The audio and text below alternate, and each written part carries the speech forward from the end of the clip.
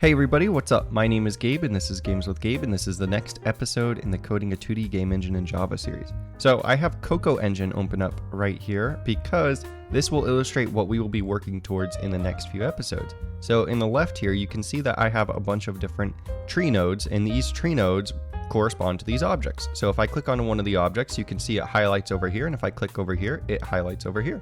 So if we click on this group, then you can see he moves himself and his children, which you would expect, and that's good. And then you can also rearrange groups and stuff. So if I wanted to put him as a child in here, I could just drag him into here. Now all of a sudden he is a child inside of here, and if we move him, he moves all of those. And then if we want to drag him out, we can drag him to the line right here, and he is outside of it again. You can collapse the groups, you can rearrange them however you want, and you can click onto them and you can rechild them, reparent them, and it will all work as you expect it to. So that is what we will be working on today. Well, what we will start working towards today. We will not get to this point because this is quite a bit of stuff to get done, but hopefully we'll get here pretty soon. What we will get to today is, you can see we have the scene hierarchy panel over here, and then we have all of our objects over here. So you can click onto them like you could before, you can move the transform, all that stuff, but we also get them over here. And if we were to add a new object, then you can see that it updates over here. Now we can't do all the moving stuff because that takes a while, and so we'll just be getting to this point. So the very first thing that we're gonna have to do, well, first of all, if we remember from last episode, we were at a point where we could now do physics and we have a play stop button and everything. So I believe that's where we left off. And what we're going to do now is work towards what I just showed you there, where we have that scene hierarchy panel just getting started. So the first thing we have to do to get up to here is we have to upgrade ImGui, because the old version will be deprecated soon, so we will not be able to use this implementation of it. So we're just going to remove all of this. We're going to change the version here to 1.81.0, and then we will go ahead and add a new implementation. So we'll just say implementation is io.github.spare imgui-java-app, and then we'll give it the imgui version, which is just like that with a $sign. And I believe that should be good.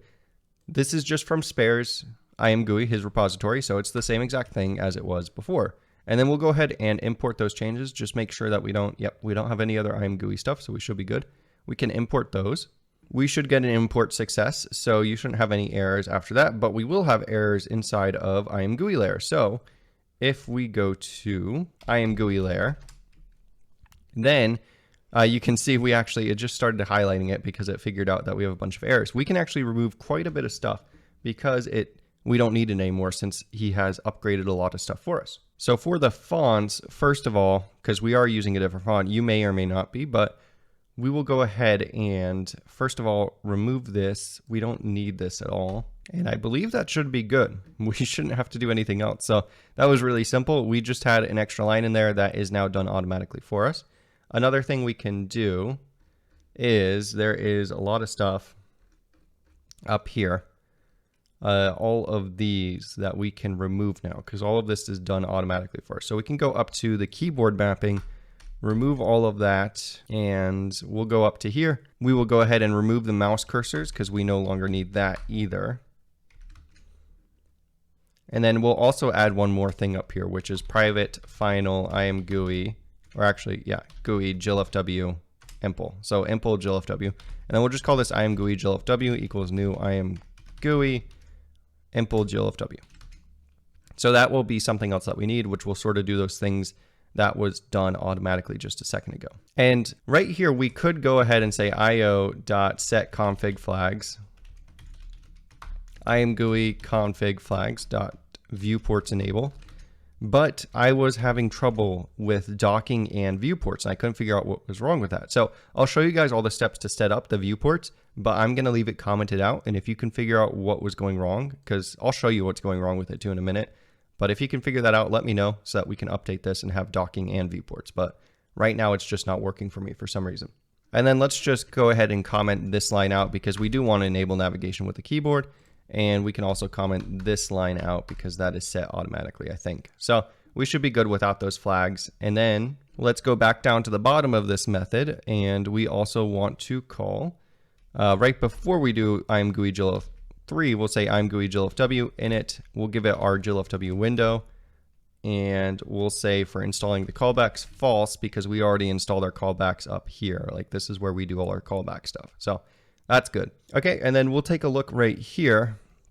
I just sort of moved some things around here because it didn't make sense to me the way we were doing it. So instead of doing ImGui.newFrame in there, we should do that in StartFrame. That just makes a little bit more sense to me.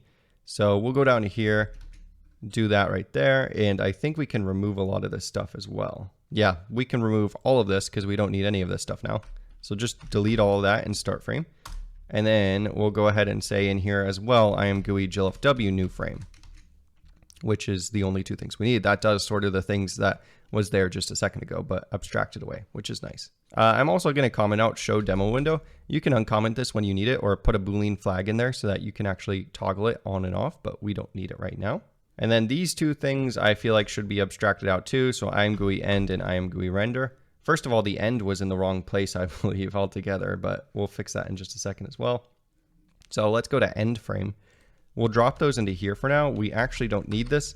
The only reason we had the ImGui end was because of this. We have a begin right here. So instead we'll put ImGui.end right here, which should do the same thing. Now, anyways, inside of end frame, we do have to add a few different things. So we're rendering to a frame buffer, right? So we need to make sure we say bind the frame buffer, GL frame buffer 0, which basically means make sure that we are drawing to, and we'll import all this stuff too as well. But this basically says make sure we're drawing to the window, right? Because frame buffer 0 is no frame buffer. So we're saying unbind any frame buffers currently bound that we're drawing to the window. Then we'll viewport, so we'll say GL viewport 0, 0, window dot get width, window dot get height. So we're saying set the viewport to the entire window size, which is what we want. Then we will say GL clear color, and we'll give that 0, 0, 0, 1. So we're just going to give it a clear color of black, which doesn't matter because it's going to be drawn over by ImGui anyways. And then we'll say GL clear, GL color buffer bit. Okay, so this just makes sure that whenever ImGui goes to draw, it has a fresh slate. We just cleared it so that it won't be redrawing old stuff.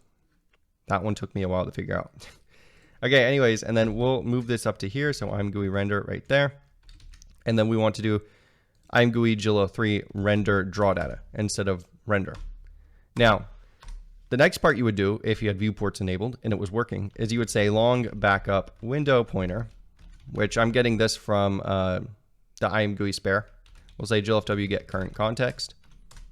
Then we would say ImGui.update platform windows. And this is from like dear ImGui's GitHub anyway. So, and you would say ImGui.render platform windows default.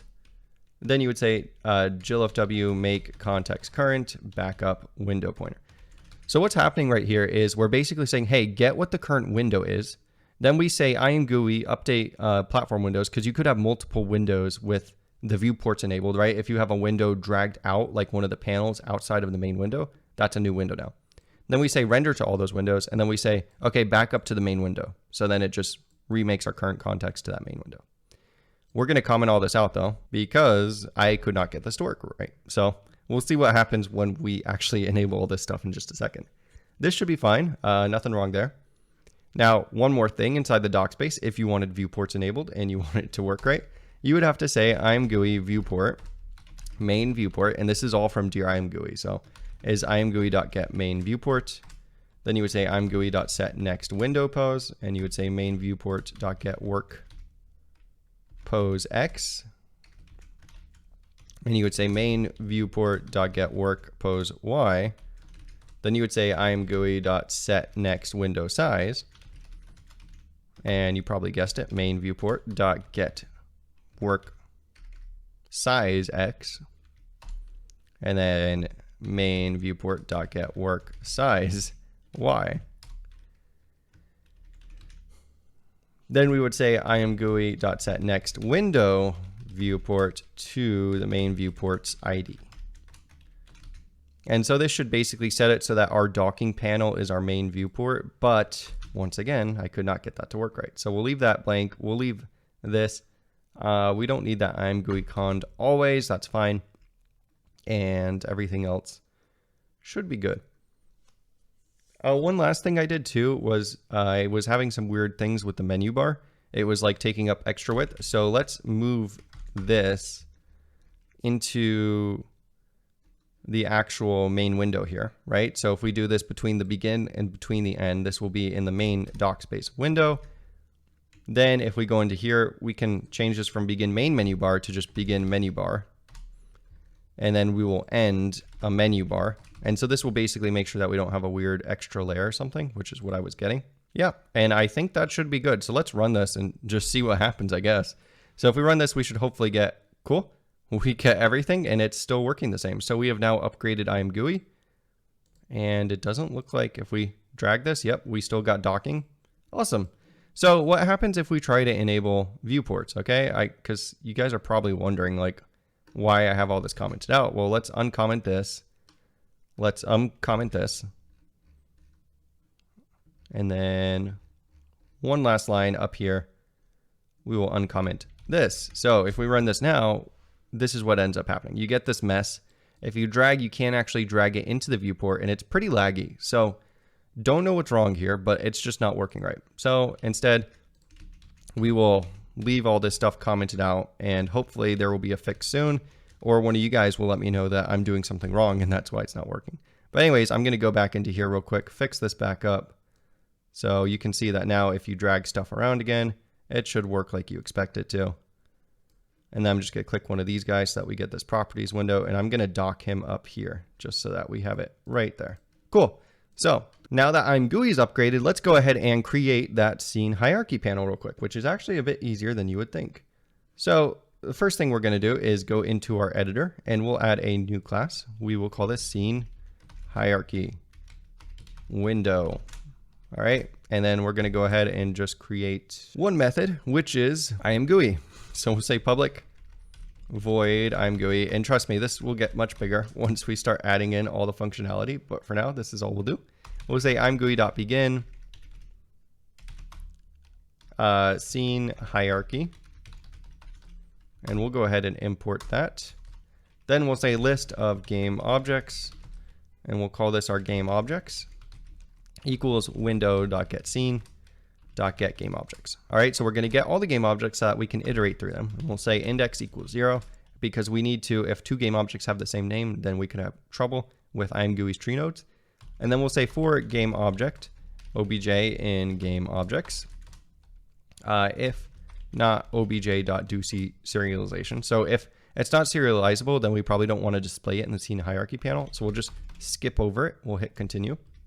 Otherwise, we will actually do the tree node for this. And that's pretty simple at first. It gets much harder, don't worry. We'll say ImGui.pushID. We're going to give it the index. So that way it has a unique ID every time since this is incremented. And as soon as we end this window, then the ID is reset. So it's fine that these are starting at 0. They won't clash with any other indexes that you have in different windows. Then we'll say Boolean tree node open equals ImGui.treeNode EX, which is basically just like the extended version. And we're going to give it the name, which is right now private. So let's go into game object, make that public because there's no reason it should be private. All right. So the name, and then if we hit Control P, you can see the next thing is ImGui tree node flag. So I'm going to indent one since we're going to have quite a bit. And we'll say ImGui tree node flags dot default open. So we're going to default them to open. ImGui tree node flags dot frame padding. That just says make sure you give it the frame padding, which makes it look a little nicer. ImGui tree node flags dot open on arrow. So this means that we'll open it when we click on the arrow and not when you click on it.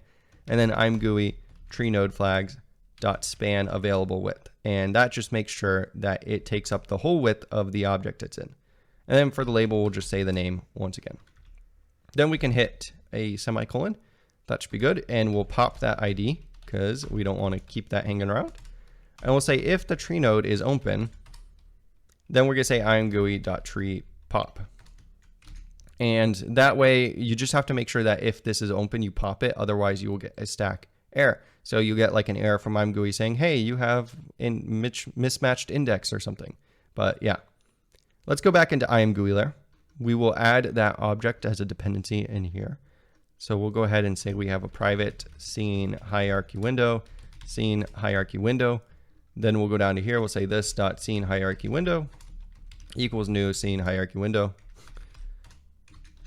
Then we will just go ahead and call ImGui inside of our ImGui function, which is right here. So we'll say scene hierarchy window dot ImGui. Now, if we run this, we should hopefully get it working. Doesn't look like it was. Oh, and we got exactly the error I warned you about. See, so it says current window stack size equals 1, mismatched begin. Oh, this is a different error though. So this is, look at your errors, be cognizant of what it says. Look, this says mismatched begin child versus end child. Did you forget to call end child? Okay, so he's telling us exactly what we did. Look, I have ImGui begin here. I never call end. So I missed an end call. All right, so now if we hit Shift F10, there we go, we get it, and we get this scene hierarchy window, which we can dock down here. And I'm actually gonna go ahead and make this bigger, so make that take the full width, and then we can drag this guy into here, and then I'll drag the scene hierarchy to the bottom of that. Okay, cool. So you can see we have all of our sprite object gens. You can't change the name or anything right now just because of the way we have it. But yeah, they're there, and we also have one extra one. So there's a phantom object or two somewhere in here, because we have 6 objects up here, but that's more than 6. So yeah, but if you drag a new one in, if I click this, you notice that as soon as I clicked it, we got a new sprite object in there. So it's working properly. That is cool. We have the beginning of our scene hierarchy panel. Like I said, we're working towards what I showed you in the beginning of this video, what I have in Cocoa Engine, which was only 500 lines of code, but let me tell you, that was the most painful 500 lines of code I've written in a while, okay? There's so many edge cases and everything when you're dragging these things around and rechilding, reparenting, and I think I still have another bug. I think I saw one while I was demonstrating it to you guys, but yeah, we'll be working towards that, and hopefully we'll get that done within the next few episodes. Anyways, I hope you guys enjoyed this episode. If you did, please hit like and subscribe, and I'll see you in the next one. Thanks.